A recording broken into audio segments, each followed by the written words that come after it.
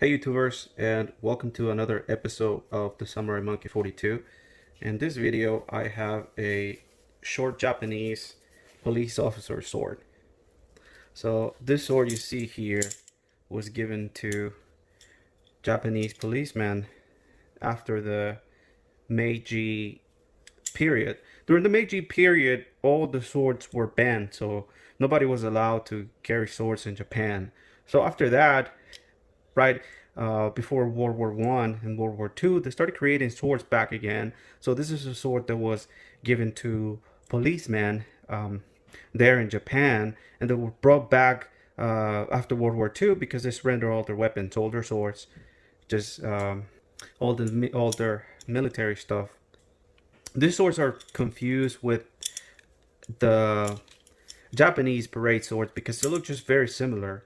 Both of them have the brass handle and the chrome scabbard.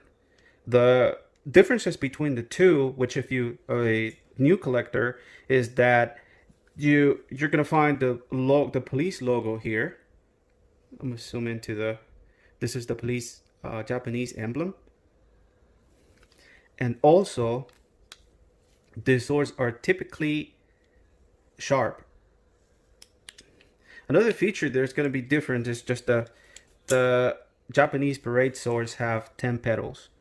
The cherry blossom has 10 petals, and this one only has 5. So there's just many differences. If you're starting to collect Japanese antiques, well, you are going to make some mistakes when it comes to collecting. So don't think that you're gonna immediately just be able to spot all the great items and just the rare items.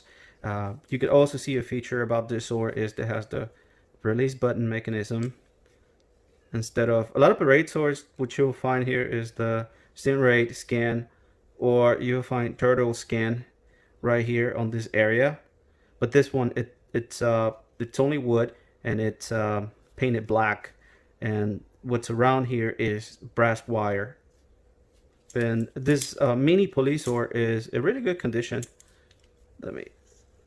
As you can see, it's just a very short tento blade. And unlike the Japanese parade sword, this sword is sharp. Just a very neat piece from World War II. There is no need to take this sword apart. As you can see, the first police sword that I had, I took it apart, and what you're gonna find here is just there's no tan here. This little piece here is just a little stick, and there's this little screw here that just tightens up the blade to the suka handle.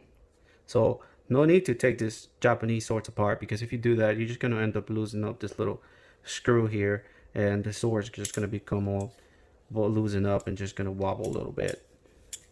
So you're not gonna find a signature on this. But this was given to low to medium rank policemen. But you'll find some personal blades on some high rank police officers at the time. It's obvious that at the time they were also able to purchase their own swords, so you might find a pretty good blade inside a policeman's sword. Another feature that you'll find with these swords is, well, as time progressed and Japan was running out of materials, you see the 2 hangers here, but on this one you can only see 1, and that happened with the Shingonto sword as well, where you only, as time progressed and they were running out of materials and just stopping to do the quality of the items drop, then they started implementing just 1 hanger instead of the 2. So it was more common during World War I to find 2 hangers on the swords. But other than that, it's just a very neat piece to have for a collection. It's trying to build up a Japanese collection of police swords. This is a nice piece to have.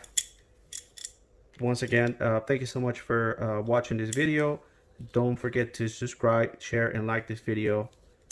Sayonara.